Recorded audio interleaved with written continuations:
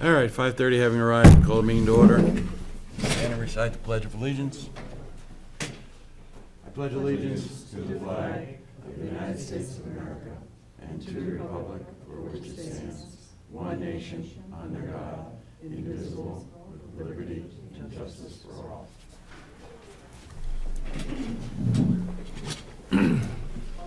All right, Mr. Sansucci.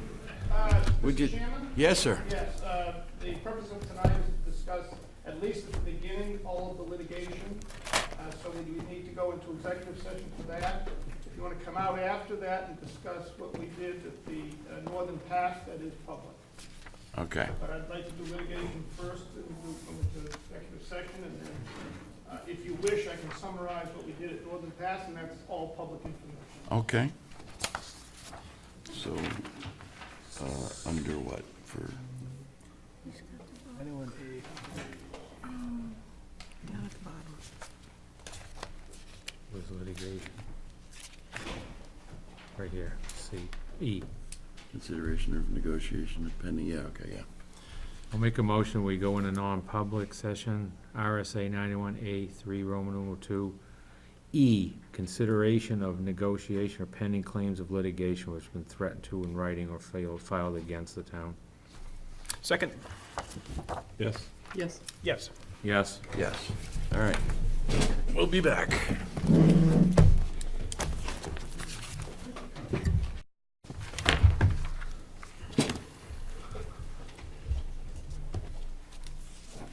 Are we live? We're live. All right, I want to know for the record that no action was taken in non-public session. Could I get a motion to seal the minutes of the non-public session? So moved. Second. Yes. Yes. Yes. Yes, Mr. Pittman is excused. Okay, George. Thank you, Mr. Chairman. The second part of tonight's discussion is to summarize the group meetings that we had. You sent two representatives to the Conservation Commission. You want to stay close to that microphone, You get you to please? stay close to To the Northern Pass meetings. And what we did is, in response to Public Service's proposal to the various communities regarding a deal, a tax deal, we prepared a town hall meeting style seminar for all the northern towns in Whitefield, New Hampshire, and then all the southern towns in Concord, New Hampshire, over the last 3 weeks. You did participate because you are a key player. You're the second largest recipient of investment in the state. You're going to be if Northern Pass is built behind Franklin. The results of the town hall meetings was very productive in that the communities, not first and foremost, got a chance to meet themselves in the southern and northern groups, to communicate amongst themselves regarding issues related to Northern Pass. But more importantly, this was a taxation meeting. Taxes are the only thing that you are going to benefit from Northern Pass. There's no other real benefits of Northern Pass to the state of New Hampshire when it's actually finished and built. It's only going to be property taxes. The electricity is going to be diffused into the New England system. How it benefits New Hampshire is yet to be seen, if at all. Even independent of getting a 10% entitlement to an existing new transmission line that's going to have a capacity requirement, cost requirement, that's going to be probably higher than the cost of generation within the state because of the cost of the construction. So it isn't clear the benefits other than taxes. And the towns are beginning to realize that. The company is also approaching the towns saying, if we will not sue you if you use original cost less depreciation. Original cost is the book value. So that's going to be the book value. You know, if you start out with original cost of $10 million and you depreciate over 40 years, they said 2.5% depreciation. If you don't if you use book value, then we won't appeal. Now, that's exactly what they proposed before the Board of Land and Tax Appeals, that 49 towns and cities just won from the BTLA saying it wasn't market value. So, they weren't offering anybody a deal. They were just saying, we just lost that, 49 communities in the state. The co-op lost it in Belknap County Court. But we want you to sign on. We promise we won't sue you. And obviously, the appearance of all of that new tax base looks, it's juicy in the first instance. But time goes by like that, and the original costs start to drop, and the value starts to drop. The other thing we found out is that in order to keep the towns pumped up on this, we represent Pembroke. We went to the Pembroke meeting. When they passed out the flyer to Pembroke, they behind the scenes in the calculation raised Pembroke's tax rate $1 a thousand every year from the existing tax rate, from 30 to 40 bucks, in order to hold the tax revenue up, to make it look better than it actually is. So you put $125 million into Deerfield, for example, for Northern Pass. Your tax rate's going to drop, all else being equal, because you're not going to raise the budget 20%. You get kind of tied and feathered out in the parking lot if you did. The tax rate's going to go down.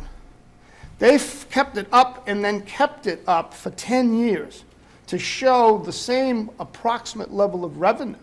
So the town looked at it and said, oh, look at this, we're going to get $800,000 every year. When in fact, by book value, it just goes down. So the other thing is that a lot of people didn't realize in the state that when Hydro-Quebec came through the first time, you know the big line that goes through Bedford, Dunbarton, Hopkinton? That's Hydro-Quebec Phase 1. That's 450,000 volt DC. Largest interconnection between two countries built in the world at the time. It was commissioned in 1990. First appeals came in 1992. They immediately started appealing for book value. The feds give them, it's federally regulated. You have no recourse at the state. Northern Pass is going to be federally regulated. The feds give them jumbo depreciation, actually give them 25-year depreciation to incent them. And as we sit here today, that 25 years is up. That line cost over $300 million for the line, a couple $100 million for the converters. It's on the books. It's worth $13 million in the state of New Hampshire.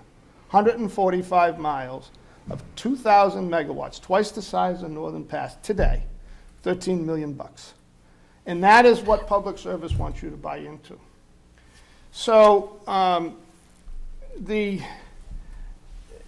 you have all the handouts I gave, and you're welcome to copy them. We can send more, and you can give them to the selectmen and everything. But I wanted to point out to you some relative numbers on what the proposal from Public Services, and you don't have to do anything because this is not built. The only takeaway from my discussion is you don't sign up to anything because it's not built at this time.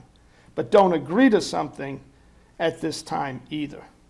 And the towns would like to, if this thing gets approved and if the shovels start to turn, the towns want to pull together a management group that manages the tax issues, a defense group that defends the tax issues, so that no one small community or large community gets hammered on an appeal that in fact sets a precedent for the others. But everybody supports each other because they're going to pick on the small communities and try to get precedents set. Or they're going to go to the legislature, and you may have to argue with the legislature as a group. All, was it 40 some odd communities? Do you remember the number? 41? Yeah. The proposal Public Service was talking about, for every $40 million of value, and you're going to have 120, so just multiply these numbers times 3. At a 1% actual tax rate increase is going to yield about $20 million in taxes total over 40 years. At a 2% increase in taxes, tax rate, that's going to be about $22 million.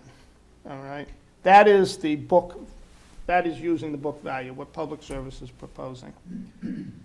Using fair market value, reproduction cost new less depreciation, over the 40 years, what we have won at the BTLA, and what all of the current cases moving through the court and the BTLA have in them. The actual taxes over 40 years for that same 40 million be $74 million. So it's not 19 or 20 million, it's 74 million, or 3.5 times greater And at a 2% increase, it's approximately $95 million in taxes. So the spread, you're going to be looking at you're approximately 3 times this. You're going to be looking at total taxes on a fair market value basis of Northern Pass in the order of $200 million at a 1% tax rate increase, starting at approximately $21 a thousand. That's what you were saying. Yep.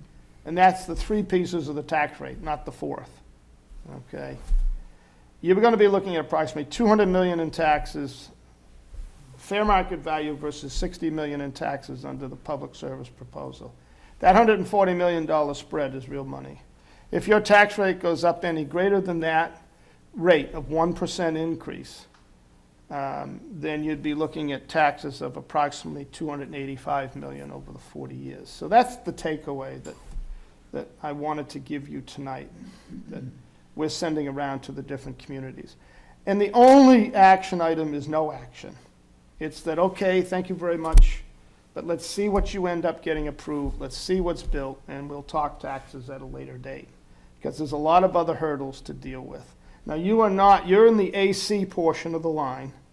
That's what we call, not the DC. You're in the alternating current portion. It's converted in Franklin, and all of your work is going to be upgrades to the AC line, where you're going to be moving and switching that power throughout New England, right here in Deerfield. It's going to get converted in Franklin, brought to Deerfield, and Deerfield's going to send it from here to Newington, Seabrook, Canada through Maine, down to Massachusetts, and across all the way to Vermont.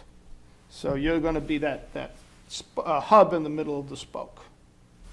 So that's the takeaway on Northern Pass. That's part of what we do, is managing utilities and utility values for the various communities. This is a moving target. It's a living target. We will update that on an annual basis for all of our communities.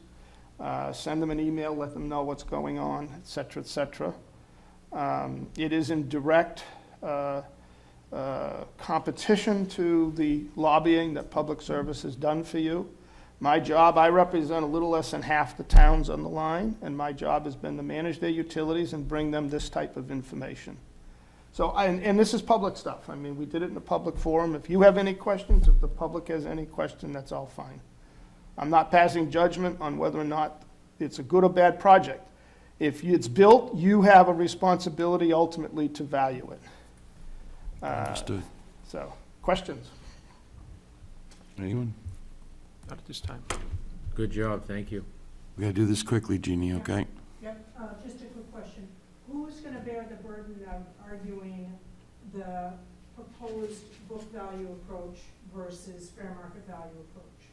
So that If towns will benefit from the higher tax revenue. Right, if there is talk right now about a group getting together. There are only certain things that the Energy Facility Siting Council can rule on.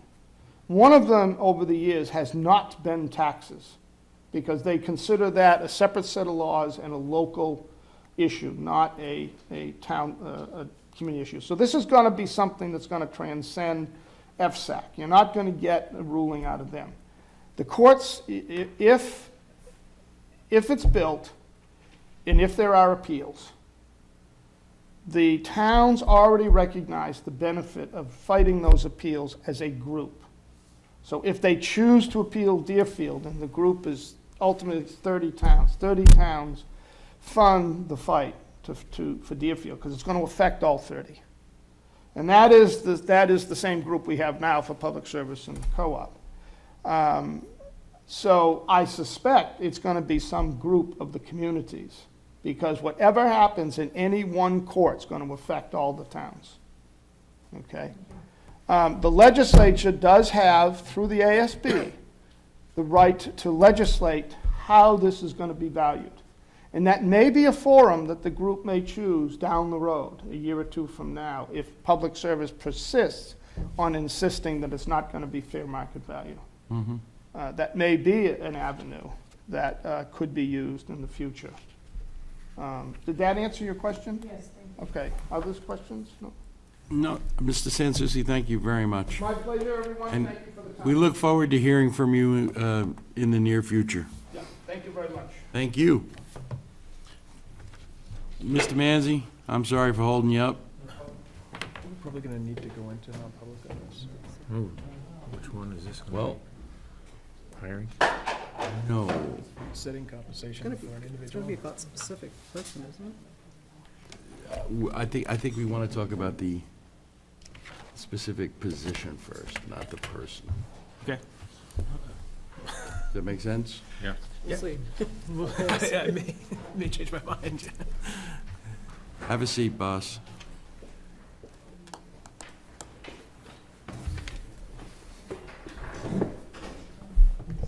So, I guess basically the question is, yeah, we're not gonna be able to do this, are we? I think we probably should go into non-public And talk about it and first. just talk about it, yeah. All right, hold on. Can I get a motion to go into non-public session, please? You may. I'll make a motion that we go into non-public, RSA 91A3, Roman numeral 2B, the hiring of any person as a public employee. Second? Yes. Yes. Yes. Yes. Yes. All right. One more time.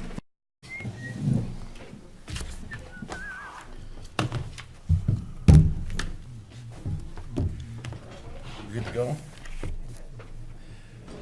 All right, I want to know for the record that no action was taken in a non-public session. Could I get a motion to seal the minutes of the non-public session? Second, so moved. Second? Yes. Yes. Yes. Yes. Yes. All right, back to the agenda. I have a review of outstanding minutes for the 23rd of November. Motion to approve. Second? Moved and seconded. Any discussion? Hearing none. All those in favor say aye. Aye. Opposed? All right, I have a accounts payable manifest in the amount of $44,434.50. Motion to approve. Second? Moved and seconded. Discussion? Hearing none. All those in favor say aye. Aye. Opposed? Could you read that accounts payable number again, please? $44,434.50.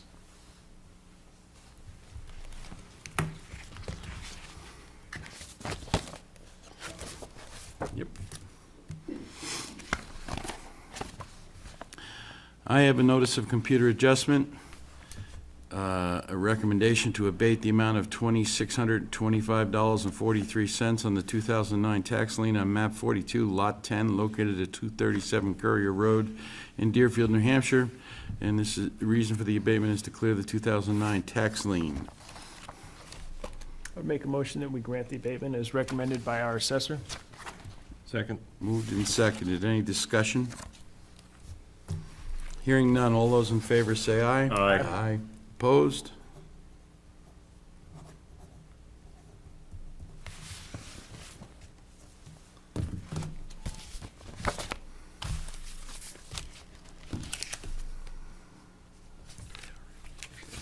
We're in receipt of the Primex report on the visit to the police station. And the board, I don't know if if everybody's had a chance to look at it. No, she said it just came. It just came. We should take a look at it. Our next meeting is 2 weeks. 2 weeks. Yes. And we'd need to decide whether or not we wanted to put this on the webpage. So everybody spend the next, whatever time it takes, take a look at it, make a decision.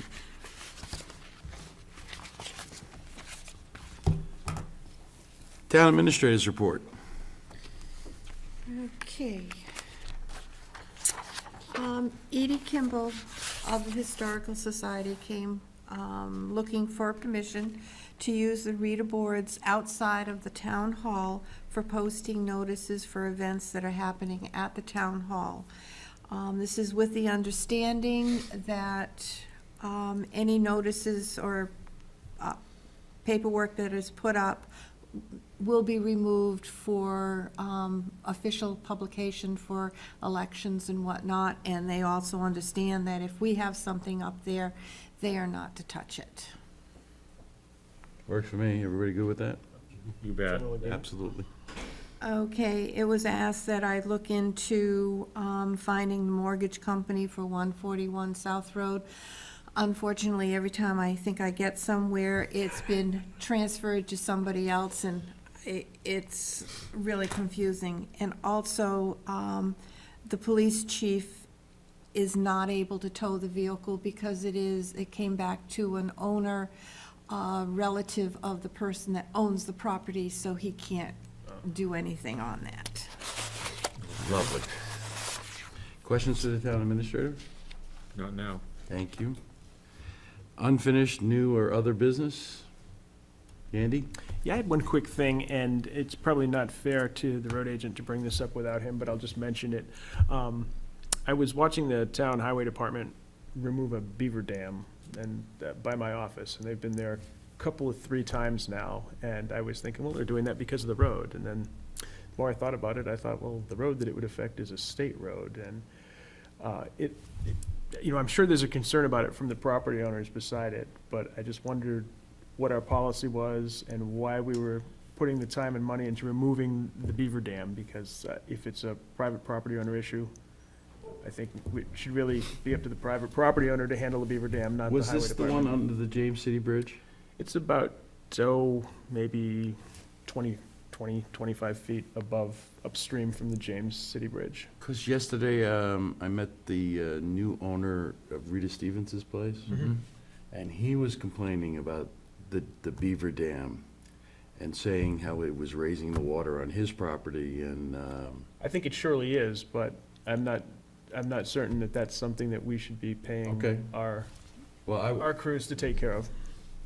so we'd have to find out what was the Yeah. reason, what was the reason that they went there to do such a Well, thing? I'm not so concerned about what the reason was that they did it, but I think moving forward, we might want to just clarify what our policy is, and Okay. Well, I mean. No, I'd be that makes curious- sense. Yeah, but I would be curious why they were doing it. I mean, why they thought it Well, the makes. gentleman who brought it up to me said it was right at the bridge.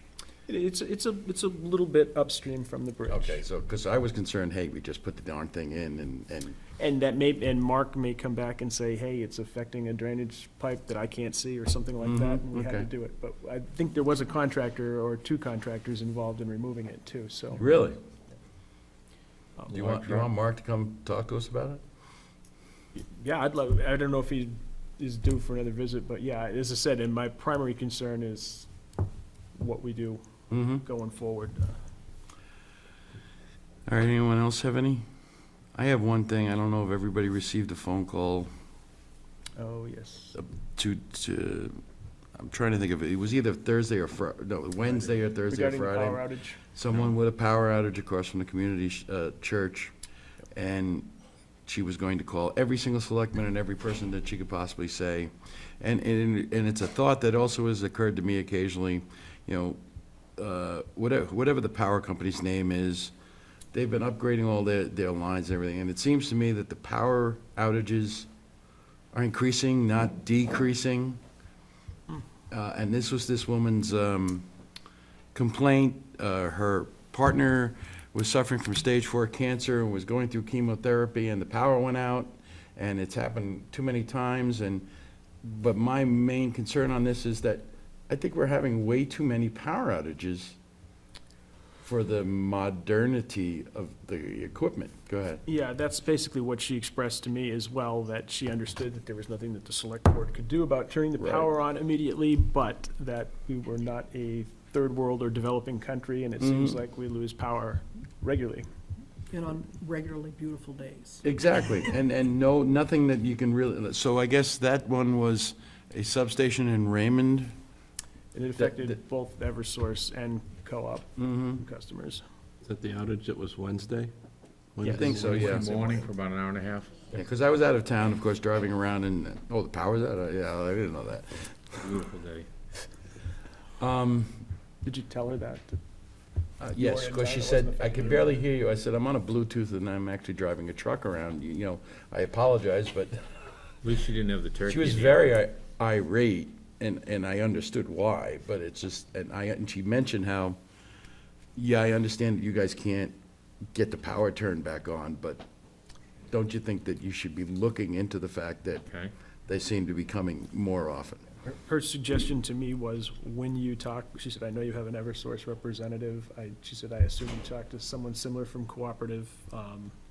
She said, I would love it if you could bring home this point and bring any pressure to bear that you could. Do we want to wait to talk to one of them, or do we want to try and put together a letter and to send to both of the people with that question, you know, or is it even worth it? I'm just, you know, throwing everything out. It might be worth a letter, just to ask. Certainly The can't upgrades they're hurt. doing, why is it? Or they could let us know, but what would we do if they did? Well, okay, I was just thinking, do we have any way of tallying the update? I mean, I don't remember when they are, but, I mean, I have the same feeling that we have more. To me, in the last 2 years, it's increased as opposed to decreasing, and they've been working on all the lines. You know, they've been upgrading the poles and cutting back the trees and doing all this, and it seems to me the frequency, I mean, it might have some value in, you know, the Eversource, I guess, is in a position where they should be making friends, not enemies. Yeah, I think a letter would be a good idea. And- so a letter stating Catalina that we've had residents been complaints. concerned about the frequency of power outages in the town of Deerfield, and is there anything that you can comment on or tell us about that may or may not be causing this? Good idea. That's a good idea. Is it okay if I sign such a thing when Jan puts it together? Yes. Yes. Okay. Agreeable to that. Do you want it for both New Hampshire Electric? Yeah, and- let's send it to both. Don't bother calling me back on vacation. Off the answer machine, too. All right. Yeah, she got my cell phone number, and it's like, she's, is this Steve? I'm like, uh-oh, what did I do now? Anyhow, Back over anybody. we'll get back to it. Do we need to go any more non-publics? I think we're okay. Citizens' comments. Mrs. Katie.